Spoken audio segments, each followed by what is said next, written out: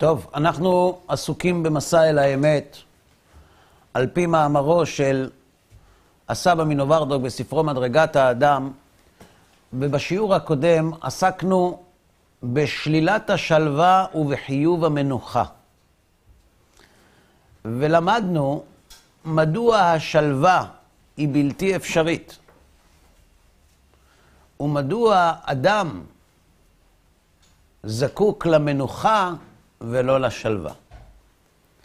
אבל בראייה הכוללת של המאמר, אנחנו אמורים להבין מהדבר הזה שלמדנו, כיצד הוא מסייע לאדם להגיע אל במה נשוב. דהיינו, כל הרעיון שבו אנחנו עוסקים, מה הם המצרכים הנדרשים למהפך התודעתי של האדם, המבקש לבחון את חייו ולשוב אל השם.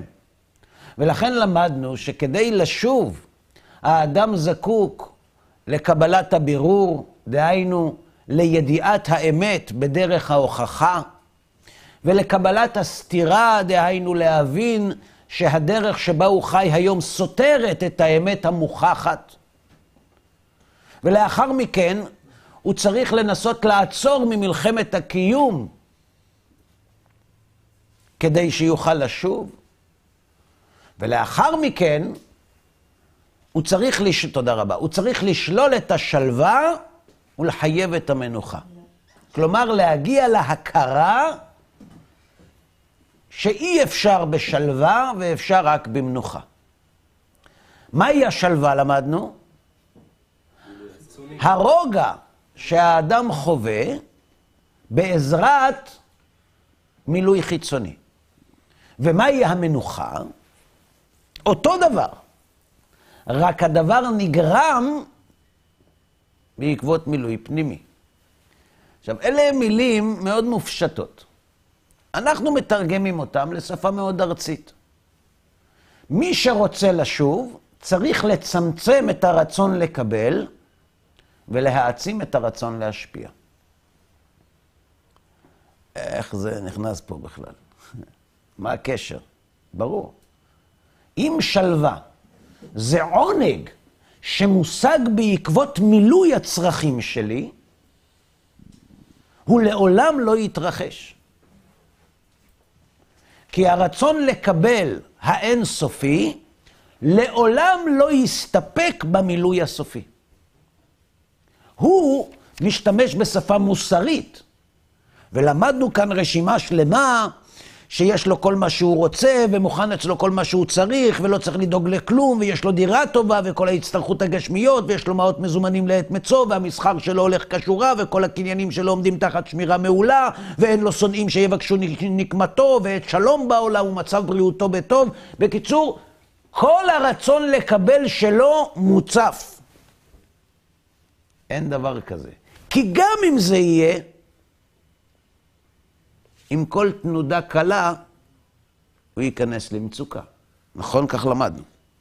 אז מה האדם רוצה, צריך לעשות, כדי להגיע למנוחה? מה למדנו? שלא ירצה מה שהוא רוצה. איך אפשר לא לרצות מה שרוצים? שלא ירצה לקבל, אלא ירצה להשפיע. וזו המנוחה. ברור עד כאן? כלומר, מי שרוצה לשוב אל השם, דהיינו להגיע לדבקות, לא יכול לעשות זאת בעזרת שלווה, אלא בעזרת מנוחה. לא יכול להגיע לדבקות, אלא על ידי השתוות הצורה, צמצום הרצון לקבל ופיתוח הרצון להשפיע. זו מנוחה. כן, בבקשה. שאנחנו אומרים להשפיע ולא לרצות לקבל, הכוונה רק בצד הגשמי, או זאת אומרת, אם אני רוצה לקבל בצד הרוחני, אני עדיין יכול להיות במנוחה? לא, למה שתהיה במנוחה? אבל זה רק אחרי אז הכרת הרע, שזה שלב מאוד מתקדם, אני יכול להגיע למנוחה כזאת. נכון, אבל לרצות להגיע לשם. לקבוע יעדים. אני מבין שהרצון לקבל, שהשלווה היא בלתי אפשרית, אני עדיין לא משיג את זה, אני לא חווה את זה, אבל אני יודע את זה, ואני מכוון את הפעולות שלי לשם. מה המשמעות של המילה מנוחה פה, הרב, בהקשר הזה? הרי אתה כל הזמן רוצה להתקדם עוד ועוד להשפיע. אז למה זה נקרא מנוחה? רוגע. רוגע. זה לא מנוחה שלא לעשות כלום. תכף אני אמשיך, אז בעזרת השם נבין, אני מקווה שנבין יותר. בואו ננסה להיכנס לעולמו של המשפיע. מה הוא משפיע?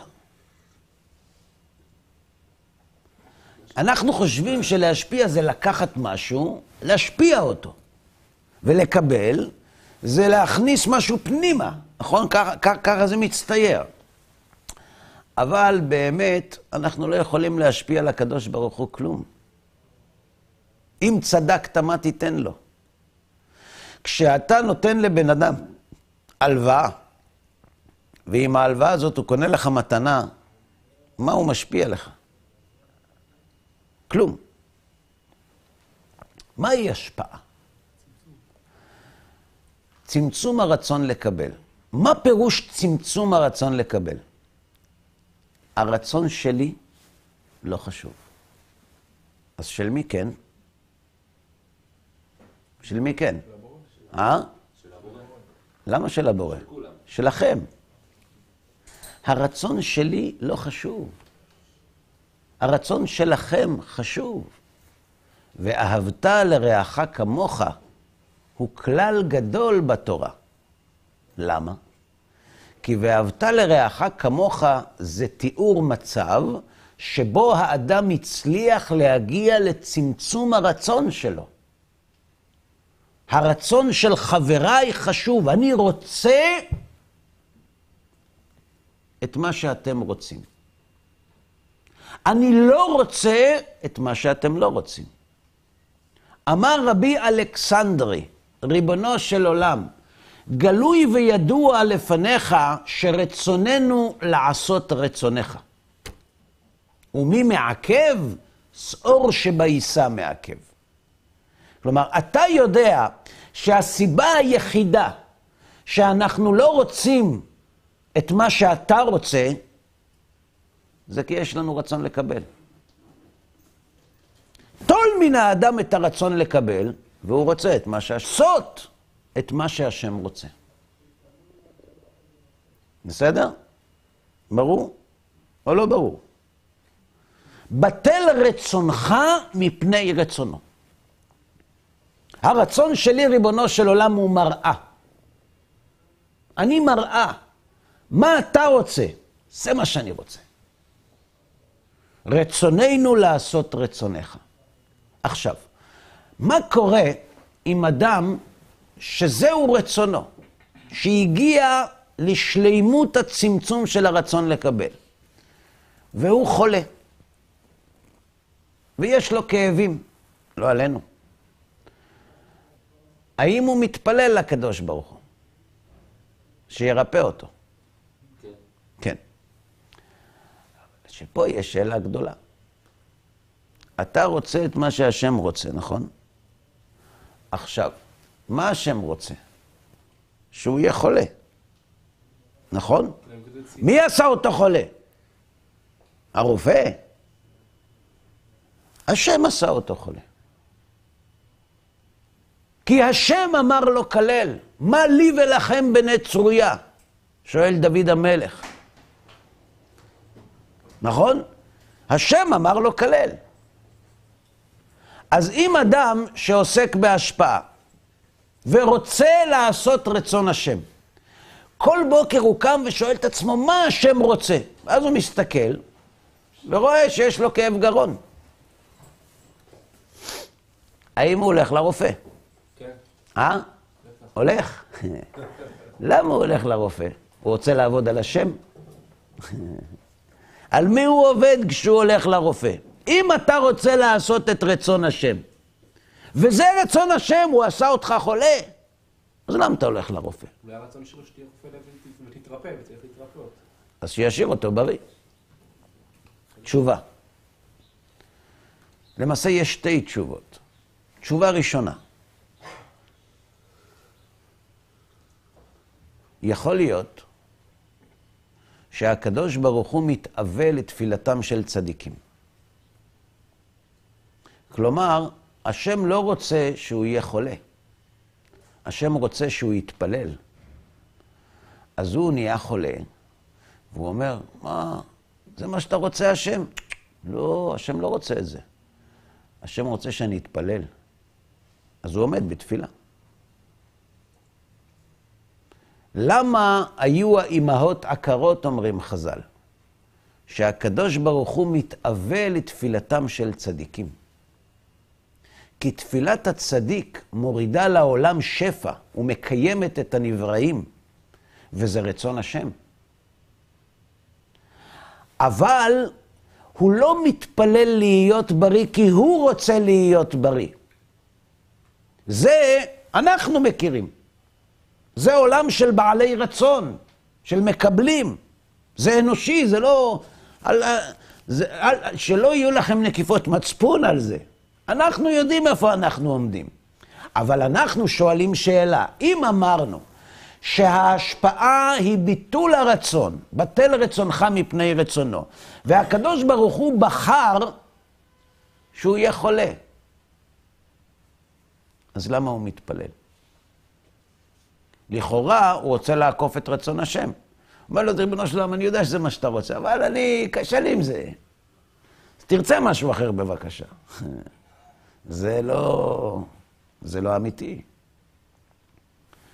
בעל הסולם אמר פעם, שכשאדם נהיה חולה, זה רצון השם. אז למה הוא מתפלל? כי יש כמה דרכים לעשות את רצון השם. ואפשר לעשות את רצון השם על ידי תפילה, ואפשר לעשות את רצון השם על ידי איסורים. אבל איש ההשפעה רוצה לעשות רק את רצון השם. עכשיו, אם השפעה זה לעשות את רצון השם, זאת אומרת, כל מה שהוא רוצה זה רצון השם, אז אם חסר לו כסף, זה אמור להפריע לו? לא, הוא רוצה לעשות רצון השם, הוא בכלל לא הנושא. דוגמה, מתארח אצלנו בבית אדם גדול מאוד, צדיק, שרף, מלאך השם, גדול הדור. היינו גרים ביישוב ליד ירושלים, היה לנו שכן יקר שהיה חסיד גור. עכשיו, הרבי, אני מדבר איתכם על הרבי שלפני הרבי שקדם לרבי הזה. היו מודיעים לו החסידים, ביום שישי בבוקר, הרבי בא לנוח אצלך בבית. הוא היה מפנה את הבית והולך. מפנה את הבית והולך. בהתראה של שעתיים, 3 לפני שבת. למה? כי זה לא שאין לי רצון. הרצון שלי זה שיהיה לרבי טוב. אז כשאתה מארח אצלך בבית, אדם שכל רצונך זה שיהיה לו טוב. וכשהטוב שלו סותר את הטוב שלך, הטוב של מי מנצח? שלו. זהו סוד מידת הביטחון. מהו הביטחון? מנוחת נפש הבוטח. מיהו הבוטח האמיתי? מי? ממה דעתו נחה? אומר, תדאג, אני מאמין, קדוש ברוך הוא יסדר את הכל. מי אמר לך שהוא יסדר את הכל? הוא לא רוצה לסדר את הכל. הוא לא עובד אצלך. אומר רבי אברהם ישעיהו קרליץ, זכר צדיק לברכה, החזון איש, עליו השלום, בספרו אמונה וביטחון. מהו ביטחון אמיתי? ביטחון אמיתי זה לא שהקדוש ברוך הוא יעשה את מה שאני רוצה. ביטחון אמיתי זה שכל מה שקורה זה הקדוש ברוך הוא עושה. אז מאיפה באה המנוחה? השאלה שלי מובנת, אני רואה שאני אמרתי מהר מדי, עוד פעם, מההתחלה. אתה מתאים את הרצון שלך. בואו נתחיל מה, אני לא ממהר. אנחנו נמריא שוב, מה קרה? לא לקחנו תנופה. לאט לאט. מההתחלה. אמרנו שהביטחון זו מנוחת, כך אותך חובת הלבבות, זו מנוחת נפש הבוטח. כלומר, הביטחון הוא הביטוי של האמונה. האמונה היא במחשבה, והביטוי של האמונה במימד הרגשי, זו מנוחת נפש הבוטח. זה ביטחון, ביטחון בהשם. מה גורם לאדם להיות רגוע? הרי הדברים לא מסתדרים. אומר החזון איש שיש שתי אפשרויות. אפשרות אחת, הוא רגוע כי הוא בטוח שהשם יעשה את הכל בסוף, לטובה כמו שהוא רוצה. הוא בטוח. לכן הוא רגוע. ילד שיודע שאבא שלו אוהב אותו ורוצה לעשות לו טוב, כשמשהו מתקלקל לו הוא לא דואג, אבא יתקן, נקנה חדש, כי אבא רוצה שיהיה לי טוב. זהו ביטחון מזויף. מהו ביטחון אמיתי? שהאדם מאמין שכל מה שקורה זה מאיתו יתברך, ולכן הוא רגוע. איך הידיעה שכל מה שבא מאת השם, שהכל בא מאת השם גורמת לאדם להיות רגוע? תשובה, כי כל מה שהוא רוצה זה רצון השם. אז אם כל מה שהוא רוצה זה רצון השם, והוא יודע שהכל זה רצון השם, אז הוא מאושר. זה מה שהרבי רוצה. הרבי רוצה מזגן. זה עולה לי כסף, אז מה? אני לא מעניין אותי. אני רוצה מה שהוא רוצה, אני רוצה. כדי להבין במנוחת נפש הבוטח, צריך לחוות אהבה. הקדוש ברוך הוא ברא את האהבה בין איש ואישה, בין הורים לילדים, כדי שנבין את המימד הזה. אדם לא יכול לדמיין דברים שהוא לא חווה. הדמיון מבוסס על נתונים, והנתונים קיימים רק במימד שבו אנחנו חיים. איך אדם יכול לדמיין מעבר לזמן? אני אגיד לכם איך. הוא מעמיד הרבה זמן אחד ליד השני. אין לו דרך להשיג מעבר לזמן. איך אדם יכול לדמיין אהבת השם אם הוא מעולם לא חווה אהבה? מה? מי שחווה אהבה יודע היטב מה פירוש בטל רצונך מפני רצונו, ויודע לומר בוודאות שאין שום קושי בביטול הזה. כי רצוננו לעשות רצונך. זה מה שאני רוצה. לא רוצה כלום יותר. אבל בשביל זה צריך אהבה. אז למה נפש הבוטח נחה? הרי הדברים לא מסתדרים לו. אבל הלא לא רלוונטי. הרלוונטי זה הוא. אם דברים לא מסתדרים לי, זה כי הוא רוצה שדברים לא יסתדרו לי. וזה רצונו. אז מי שרוצה מנוחה, צריך להגיע להשפעה. ומהי השפעה? רצוננו לעשות רצונך. אלא שעדיין הקושיה ששאלנו בתחילת השיעור, מרחפת מעל פני השטח. אז למה כשיש ניסיונות וקשיים, אז אנשים מבקשים קצת לא על ידי איסורים וחולאים רעים. למה? אם זה מה שהשם רוצה, אז בסדר, למה? הרי לא מדובר על אדם שנמצא עם רצון לקבל, מדובר על אדם שכבר הגיע להשפעה, וליבי חלל בקרבי. ומצאת את לבבו נאמן לפניך, שעבד אברהם אבינו את הקדוש ברוך הוא עם שני יצריו. אז אם לבך חלל בקרבך, ואין לך רצון עצמי, וכל רצונך הוא לעשות רצונו של אביך שבשמיים, אז מה אתה עכשיו תתחיל... איך אתה מסביר את זה לעצמך? תירצנו את זה כבר, לא? תירצנו, אבל עדיין יש כאן איזשהו משהו שלא נכנס ממש חלק.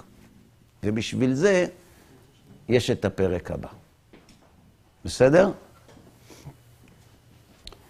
ואם נתבונן, כותב הסבא מנוברדוק, זכר צדיק לברכה,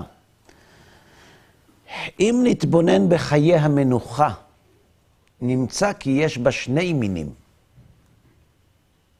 יש מנוחה עם ניסיונות, כמו שאמר החסיד, אם תשרפני באש, לא אוסיף כי אם אהבה אותך ושמחה בך. כי הוא מרגיש מנוחת הנפש ושמחה עצומה בעת הניסיון, ואינו קורא זה ניסיון אלא חיים. על מי מדובר כאן? מדובר כאן על אדם שהצליח לסנכרן את הרצון שלו עם רצון השם. ויש לו ניסיון העוני. יש לו ניסיון. הוא עני. הוא רבי חנינה בן דוסה. האם לרבי חנינה בן דוסה היו ניסיונות? כן או לא? התשובה היא לא. לא היו לו ניסיונות. גם בשבילנו לא היו לו ניסיונות. לרבי חנינה בן דוסה לא היו ניסיונות. כי ניסיון זה קושי. ולרבי חנינה בן דוסה לא היה קשה. מה ההוכחה שלא היו לו ניסיונות? הוא היה עני. נכון? האם העוני היה קושי בשבילו? התשובה היא לא. מאיפה אני מוכיח את זה? כי מסופר בגמרא שפעם הייתה אשתו של רבי חנינה בן דוסה מסיקה את התנור ביום שישי כדי שיעלה עשן מביתם, שאנשים כולם עושים חלות שיחשבו שגם היא עושה. לא היה לה נעים שיראו שאצלה אין עשן בזה. עוד לא היה ההתקדמות שקונים מוכן. ואז הייתה לה שכנה שידעה שאין להם כסף. מה היא מדליקה את התנור סתם? קוראים לזה היום נשמה טובה. אז היא נכנסה. מה את הופעה לנו היום? היא ראתה אותה ברחה. ואז היא צועקת לה, בואי לאיפה הולכת, נשרפים החלות נשרפות. ונעשה לה נס. והיו לה שתי חלות. אז אם רבי חנינה בן דוסה היה לו קשה עם הכסף, הוא לא יכול לעשות ככה? למה רק שתי חלות? מאפייה. רבי חנינה בן דוסה לא ביקש להיות עשיר מסיבה פשוטה. כי לא היה לו רצון. היה לו רק רצון אחד, לעשות את רצון השם. ואם רצון השם זה שאני אעבוד אותו מתוך עוני, הוא שמח בעוני, בדיוק כמו שאנחנו האנשים הרגילים שמחים בעושר. כי הרי למה אנחנו שמחים בעושר? כי יש לנו ערימה של ניירות? עכשיו החליפו להם את הצבע גם. בגלל זה לא. כי עם הניירות הצבעוניים הללו אנחנו יכולים למלא את כל הרצונות שלנו. אז לכן אנחנו שמחים בעושר. אבל יש בן אדם שהוא ממלא את כל הרצונות שלו עם העוני. מי? מי שרוצה את רצון השם. ויש לו עונג עצום מלעשות נחת רוח לקדוש ברוך הוא. אז אם הקדוש ברוך הוא רצה רבי חנינה בן דוסה לא יהיה כסף, אז רבי חנינה בן דוסה שמח בניסיון, ולא קרא לו ניסיון אלא חיים. נכון? נקרא שוב. כי הוא מרגיש. מי? מי מרגיש? זה המשפיע, כן? איש המנוחה, כי הוא מרגיש מנוחת הנפש ושמחה עצומה בעת הניסיון. ואינו קורא זה ניסיון, אלא חיים. הניסיון, הקושי שלו מלמד אותו שהשם רוצה שהוא יתמודד עם הקושי הזה. אז אני יודע מה השם רוצה ממני. איזה יופי שאני יכול לעשות את מה שהוא רוצה. כי אז מוציא כל כוחותיו וגבורתו וביטחונו בהשם מן הכוח אל הפועל. מתי אני יכול להראות לאהובי או לאהובתי? מתי אני יכול להראות להם את האהבה שלי אליהם? כשהרצון שלהם מסתדר עם הרצון שלי? או כשהרצון שלהם מבטל את הרצון שלי? מתי הביטוי של האהבה? בביטול. אז כשיש ניסיון זו הזדמנות עצומה להוציא מן הכוח אל הפועל את רצוננו לעשות רצונך. לכן יש לו שמחה עצומה. אגב, תראו, כשאנחנו לומדים את זה צריך לדעת, זה יכול לגרום לך לישות הדעת מאוד גדולה. כי זה אפילו לא באופק, העסק הזה. נכון? אני מאוד מקווה שאתם ככה חושבים. אבל זה מראה לנו את הדרך. זה מראה לנו את הכיוון. זה מראה לנו שיש סדר. וזה מראה לנו את הדרך להגיע לשם. אז תלוי מאיזה כיוון מסתכלים. כי אז מוציא כל כוחותיו וגבורתו וביטחונו בהשם מן הכוח אל הפועל, וזה תכלית החיים. וכל שיתמיד יותר הניסיון, או שבא ניסיון אחר ברציפות, אינו מרגיש זה לעול. ולמקרה רעה שידחוק את השעה מתי תעבור. אלא אדרבה, אז יתעורר כל הרוח חיים שלו, ואז הוא מרגיש שהוא חי לפי דרך השלמות. הגיעו קליינטים, תפתחו את החנות. הנחות סוף השנה, כולם להגיע מוקדם, עכשיו חיים. למה עכשיו חיים? אבל באים אנשים, וזה קשה, וזה לעמוד על הרגליים 10 שעות, וזה להזמין סחורה, וזה להתווכח, וזה לצעוק על ספקים, וזה לעמוד מול אנשים שמדברים לא יפה ולהגיד להם כן עם חיוך שעולה כסף. כי זה הביזנס. עכשיו חיים! עכשיו העסק חי! אז מי שהרצון שלו זה לעשות את רצון השם. מתי הוא חי? מתי הוא כשיש קליינטים. כשיש ניסיונות. והוא שבע רצון ללחום אז מלחמת היצר, הנדמה לו כתלמיד חכם, מה שבא אצלו בחשבונות מן הכתוב והקבלה, ולא יניח את עצמו להתרמות ולהתפתה מהרהורי היצר. ואין לך רוח חיים גדול מזה, כי הרגשתו גבוהה מאוד, ושכלו מזוקק ומופשט מן כל הנגיעות. מי שמכיר קצת את השיטה ואת האישיות של כותב הדברים, יותר נכון של אומר הדברים, נכתב על ידי תלמידיו, הסמי מנוברדוק חי כך. חי כך. כן, בבקשה. ואמרנו שרק אחרי הכרת הרע בעצם אפשר להגיע למנוחה. עכשיו אני מנסה כאילו לאתגר ולראות אם אפשר להגיע למנוחה לפני הכרת הרע, ואני אסביר לא, מה אני אי מתכוון. אפשר. לא, אני רוצה להסביר שנייה מה אני מתכוון. נגיד אדם אומר לעצמו, אני רוצה להגיע לאחרי הכרת הרע, בסדר? אבל הוא אומר, אני עכשיו לא יודע את כל הש"ס והפוסקים והכל, וזה דרך ארוכה דורשת.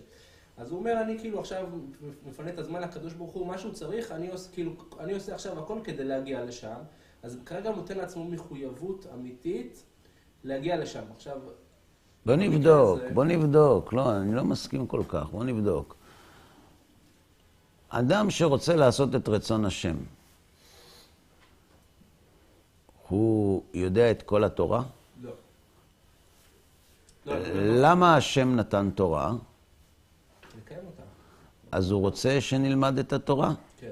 והוא רוצה לעשות את רצון השם? כן. אז למה הוא לא יודע את כל התורה? עכשיו הוא התחיל ללמוד. מצוין. אז שיתחיל ללמוד. כן, אבל זה שהוא התחיל ללמוד זה לא אומר שהוא לא רוצה עכשיו לקיים את רצון הבורא. הוא רוצה לקיים את... אני לא מבין את השאלה שלך. מחילה. אולי תשאל שוב. אני אשאל שוב. הרי כדי להגיע למנוחה צריך לרצות את רצון הבורא. לא, בוא. מנוחה זה השפעה. לרצות את רצון הבורא? כן, אבל זה נקרא השפעה. אתה לא יכול לדבר בשפות מקבילות. אנחנו מדברים או עברית או אנגלית. אז אני שואל, מה זה מנוחה? תשובה, השפעה. הכרת הרע שייך לשפה של בעל הסולם. אז אנחנו נדבר או בשפה של בעל הסולם, או בשפה של הסם אמינו ורדוק. אתה יכול להקיש רעיונית, אבל השפה צריכה להיות זהה. אין בעיה, אז אני אחדד. אוקיי, אז נגיד שאני אומר שאפשר אולי להגיע להשפעה לפני הכרת הרע. איך? איך? כאילו לפני סיום הש"ס והפוסקים, על ידי זה שאתה מבין שאתה צריך להיות שמה, ואתה עכשיו אומר, אני עושה את הכל רק לבורא. אתה לא עושה את הכל רק לבורא. יש לך רצון לקבל. איך אתה עושה רק לבורא? ומה עם הרצון לקבל שלך? את מי אתה מרמה? יש לך רצון לקבל. יש לך רצון לקבל. בטח שיש לך. נכון, אבל אתה אומר לעצמך, כאילו עכשיו אתה נמצא במקום לא טוב, ואתה רוצה להגיע לשם. אתה רוצה להגיע. אז עצם הרצון הזה... הרצון זה יפה, יפה מאוד. הוא לא, אין בו סוג של השפעה. לקבל בעתיד. כאילו, אתה אומר, אני עכשיו... בוא אני אנחם אותך. זה מה שאתה מחפש בעצם, אז בוא ניגש ישר לעניין. בוא ננחם אותך. כאשר נזכה להגיע להשפעה, כל השלא לשמה יתהפך ללשמה. אל תדאג על הזמן הזה. ברגע שהאדם עושה תשובה מאהבה, זדונות הופכים לזכויות. ברגע שהאדם מגיע ללשמה, מתברר מי משרת את מי. השפחה משרתת את גבירתה. שמתוך שלא לשמה בא לשמה, בזכות מי הגענו ללשמה? בזכות השלא לשמה. ולכן השלא לשמה נכנס גם ללשמה. ולכן הדאגה הזאת של עוד לא הגענו, ואנחנו שורפים את הזמן, ויש עוד כל כך הרבה מה לעשות, מה אתה דואג? לא עליך המלאכה לגמור. מה אתה דואג? הקדוש ברוך הוא שלנו יש לו הרבה זמן במחסנית. הוא לא ממהר לאף מקום. השאלה רק היא, האם אתה מתקדם ללשמה? אתה לא אמור להיות שם, כי כשאדם נמצא בשלא לשמה והוא רוצה להגיע ללשמה, הרצון להגיע ללשמה נובע מתוך שלא לשמה. הוא רוצה כבר להיות שם. הוא רוצה כבר להיות שם. לכן אל תדאג. אנחנו נמצאים בשלא לשמה. ואנחנו יודעים שצריך להגיע ללשמה. ואנחנו מבינים למה הרצון לקבל מרחיק אותנו מהקדוש ברוך הוא. ואנחנו לא מודאגים מהמצב. יש לנו תקווה. אנחנו רוצים להגיע ללשמה, ואנחנו נגיע. מישהו יוסיף לך דדליין? כשאדם יושב לתכנת משהו, אומרים לו, תשמע, עוד שבוע יש ניסוי, אתה צריך להיות מוכן. אז הוא בלחץ. מי מלחיץ אותך? מי מבטיח לנו שנחיה? מה זאת אומרת מי מבטיח לך שתחיה? ברור שתחיה. איך אפשר שתגיע לנשמה בלי שתחיה? אם אתה ואני חלק מנשמתו של אדם הראשון, האם מוכרח מתוך כך שנגיע לתיקון? בשביל מי נברא העולם? בשביל להיטיב לנבראיו. מי הם הנבראים? אדם הראשון. וממנו נוצצו ניצוצות לכל באי עולם. אפשר שנשמתו של אדם הראשון תתוקן בלי שאנחנו נתוקן? כי לא יידח ממנו נידח. מה אתה דואג?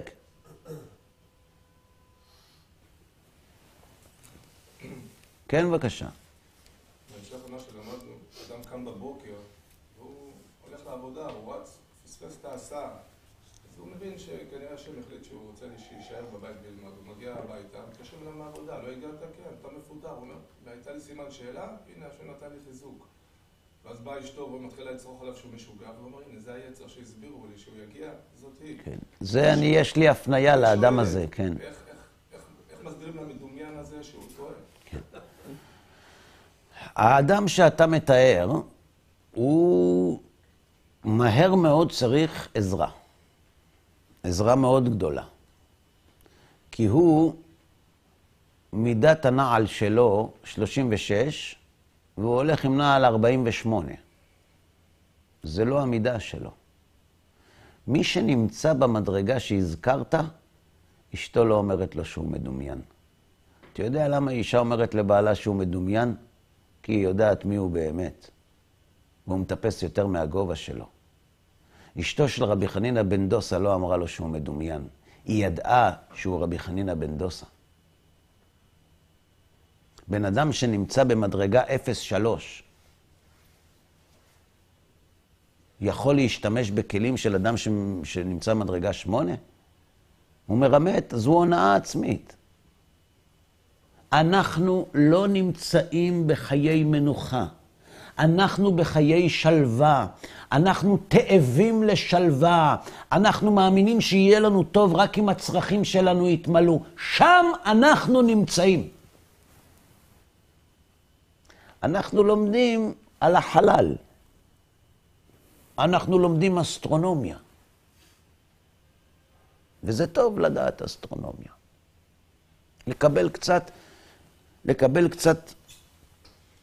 קצת מימדים רחבים יותר על היקום האנושי שלנו. זה מה שאנחנו לומדים. האם אחרי שאנחנו לומדים את זה, בן אדם יבוא הביתה ויגיד, אם קמתי מאוחר, סימן שהשם שאני רוצה שאני אקום מאוחר. אם חיללתי שבת, סימן שהשם רוצה שאני חלל שבת. זה בטוח ככה, אחרת מה, איך הייתי מחלל שבת? הרי הרצון שלי זה רק לעשות את רצון השם. כן. יש לזה שם מקצועי, כותרת מאוד ברורה למצב הנפשי שלו. כן, בסדר? ברוך השם, הבנו. נמשיך. משהו קטן הרב? כן, בבקשה. אמרת היצר הרע תלמיד חכם קודם, במשפט האחרון שלך? לא הבנתי את זה. אז נחזור על זה. כן, תלמיד חכם. כן, כן, נחזור על זה. כשהאדם נמצא במצב של השפעה, דהיינו שהוא מסונכרן עם רצון השם. וזהו. האם הוא שמח בניסיונות או לא שמח? בקשיים, שמח או לא? ואז הוא שבע רצון ללחום את מלחמת היצר, הנדמה לו כתלמיד חכם. למה הוא נדמה לו כתלמיד חכם? כי הוא בא אצלו בחשבונות מן הכתוב והקבלה. הוא אומר לו, תראה, בן אדם אסור לו להכניס את עצמו לניסיונות, וגם זה יפריע לך ללמוד, ויש לך גם ילדים, וזה אחריות, ברא קרא דאבוה, אתה יודע, ילדים שאתה משאיר בעולם הזה יקבעו את המצב שלך לעולם הבא, זה לא כך פשוט, אתה לא יכול להתעלם מכל העולם. הוא מדבר איתו בדברי תורה. אנחנו מחייך לו הצדיק. הוא זוחק עליו. הוא אומר לו, שורה תחתונה, אתה יכול לספר לי מה השם רוצה? הוא אומר לו, מה זה עניינך? הוא אומר לו, כל מה שאני רוצה זה מה שהשם רוצה. נו, מה יש לך להגיד? דבר איתו בשפה אחרת לגמרי. ובעת שירגיש, תכף נבין גם, עכשיו נתתי לך אקמול, תכף אנחנו נבין למה הוא הזכיר את היצר. ובעת שירגיש האדם, אשר יכול ללחום עם הטבע ולנצחה לפי השקפתו הגבוהה, מופשט מכל התפעלות הטבע ומכל הרגשי החושים והרצונות, אתם יודעים מה מצבו של אדם, שהרצונות שלו, העצמיים, לא תופסים אצלו מקום, אלא רק רצון השם. אז יתננה לו ההרגש הזה נעימות עצומה.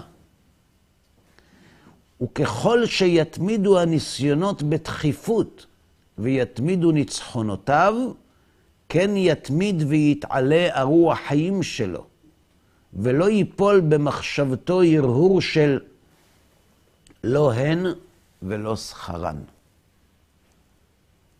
מה זה לא הן ולא שכרן? איפה זה כתוב? אמר לו חביבים עליך איסורים? אמר לו לא הם ולא שכרם.